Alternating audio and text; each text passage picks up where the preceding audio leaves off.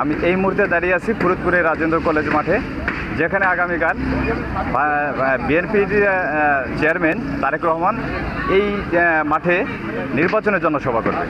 আসন্ন জাতীয় ত্রয়োদশ জাতীয় সংসদ নির্বাচনে অংশ হিসেবে উনি সারা দেশে যে জনসভা করছেন, সেই জনসভার অংশ হিসেবে আমাদের ফরিদপুরে উনি কাল 1:45 বরিশাল থেকে হেলিকপ্টার যোগে এখানে আসবেন বলে আমরা এমনটি যে কিন্তু আমরা জানতে পেরেছি।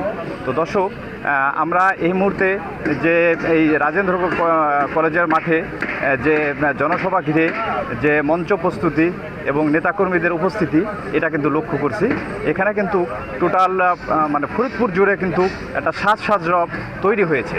বিশেষ করে এই জনসভায় কিন্তু আমাদের যে ফরিদপুর 4টি আসন নির্বাচনী এলাকা 1, 2 এবং 3, 4, এখানে যে ধানের শীষের প্রতীকের যে প্রার্থীগুলো আছেন তারা কিন্তু এই মঞ্চে উপস্থিত থাকবেন এবং জনাব তারেক রহমান উনি কিন্তু তাদের পরিচয় করিয়ে দেবেন। তো এই মুহূর্তে আমি এখানে উপস্থিত যারা নেতাকর্মী আছেন বিএনপির, বিশেষ করে আমাদের ফরিদপুর জেলা বিএনপির সদস্য সচিব কিবরিয়া স্বপন, আমরা ওনার সঙ্গে কথা বলবো কেমন হবে এই নির্বাচনী যে জনসভা এবং প্রস্তুতি, উনি আমাদের জানাবেন। এখন চলে যাচ্ছে ওনার কাছে। আমাদের বিএনপির সম্মানিত চেয়ারম্যান জনাব তারেক রহমানের আগমন ঘিরে ফরিদপুরের বিএনপি সহ সাধারণ মানুষের মধ্যে বিপুল উৎসাহ এবং খুশির আমেজ বিরাজ করছে এবং আমরা আগামীকালের এই জনসভাকে সফল করার জন্য আমাদের যাবতীয় প্রস্তুতি আমরা সম্পন্ন করেছি। আমরা আশা করছি যে আগামীকালের এই জনসভাটা জনসমুদ্রে পরিণত হবে এবং বৃহত্তর ফরিদপুরের স্মরণকালের সবচেয়ে বৃহৎ জনসভা হবে এটা আমরা আশা করছি।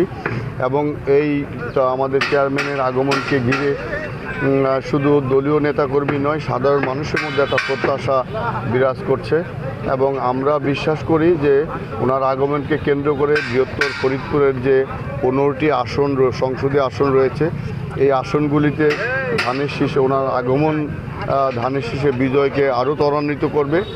এবং আমরা মাননীয় চেয়ারম্যানের কাছে আমাদের ফরিদপুরের উন্নয়নের জন্য আমরা কিছু দাবি দাবা উত্থাপন করব। বিশেষ করে আমরা জানেন যে বিগত সরকারের আমলে ফরিদপুর বিভাগকে কেন্দ্র করে ফরিদপুরের মানুষের সাথে এক ধরনের তামাশা করেছিল। আমরা সেটা বাস্তবায়ন দেখতে চাই। ফরিদপুর নামেই যেন ফরিদপুর বিভাগ ঘোষণা করা হয়, সেই সাথে ফরিদপুর পৌরসভাকে সিটি কর্পোরেশন করার জন্য আমরা দাবি জানাবো। এছাড়া আমাদের দৌলতদিয়া পাটুরিয়া রুটে যে দ্বিতীয় পদ্মা সেতু প্রকল্প বাস্তবায়নের জন্য আমরা দাবি করব। আমরা ফরিদপুরের একটি স্বতন্ত্র বিশ্ববিদ্যালয় প্রতিষ্ঠার জন্য দাবি জানাবো। আমরা দাবি করব একটা ক্যাডেট কলেজ করার জন্য। এছাড়া আমাদের জানেন যে ফরিদপুর পদ্মা নদীর ভাঙনের জন্য বৃহৎ জনগোষ্ঠী আজকে বাস্তবায়ন হয়ে বিভিন্ন জায়গায় ছড়িয়ে ছিটে পড়ছে। এই পদ্মা নদী ভাঙন রোধে একটা কার্যকর ভূমিকা পদক্ষেপ নেওয়ার জন্য আমরা দাবি জানাবো। জনাব তারেক রহমানের কাছে যে ফরিদপুরের পক্ষ থেকে যে দাবি দাবা এবং উন্নয়ন মানে তুলে ধরা হবে, এমনটি উনি কিন্তু বলছিলেন। তো এখানে আরও যারা অন্য অন্য নেতাকর্মী সমর্থক আছেন, তো আমরা তাদের সঙ্গে কথা বলবো এই তারেক রহমানের আগমন ঘিরে এবং তাদের কেমন প্রস্তুতি এবং তারা কেমনটি আশা করছে। এখন আমরা ওনাদেরকে শুনি। বিসমিল্লাহির রহমানির রহিম। আমি ফরিদপুর মহানগর স্বেচ্ছাসেবক দলের আহ্বায়ক সৈকত হাসান।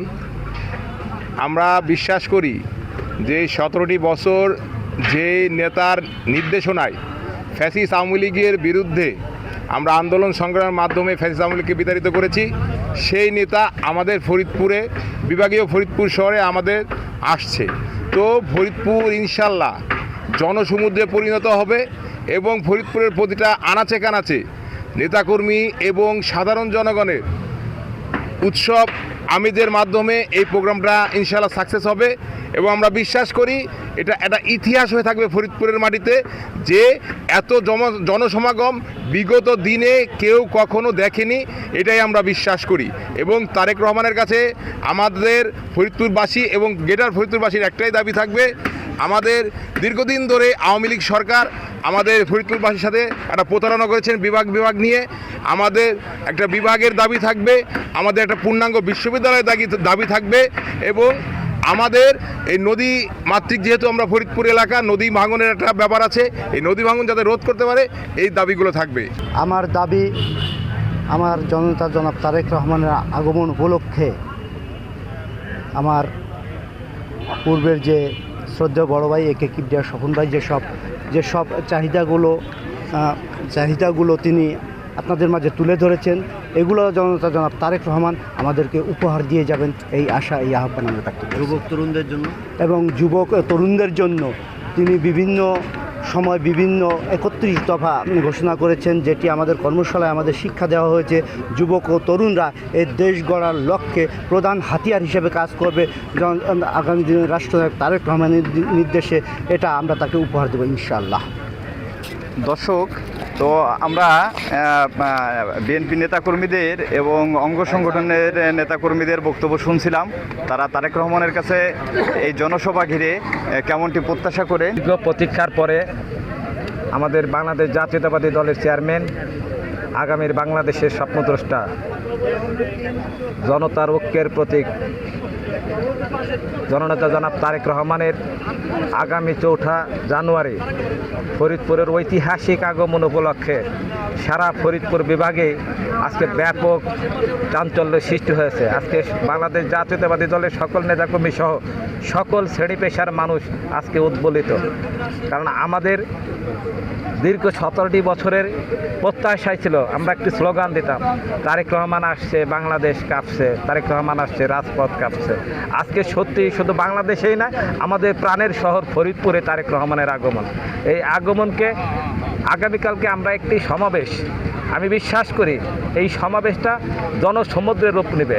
কারণ তারেক রহমানের সমাবেশের স্থান শুধু এই রাজেন্দ্র বিশ্ববিদ্যালয় কলেজ মাঠ না, সারা শহর এই সমাবেশে পরিণত হবে। তারেক রহমান কিন্তু এই সর্বপ্রথম কিন্তু উনি ফরিদপুরে আসছেন। এখন পর্যন্ত কিন্তু উনি ফরিদপুরে আসেন নাই, যার কারণে এই ওনার যে এই আগমন ঘিরে এই মানুষের মাঝে শত এবং লাখো লাখো মানুষের ভিতর যে একটা স্বতঃস্ফূর্ত যে উপস্থিতি, এটাই কিন্তু আমরা অগ্রিম থেকে কিন্তু লক্ষ্য করতে পারছি। দর্শক, তো সর্বশেষ আমার কাছে ফরিদপুর থেকে তারেক রহমানের জনসভা ঘিরে এই ছিল সর্বশেষ সংবাদ।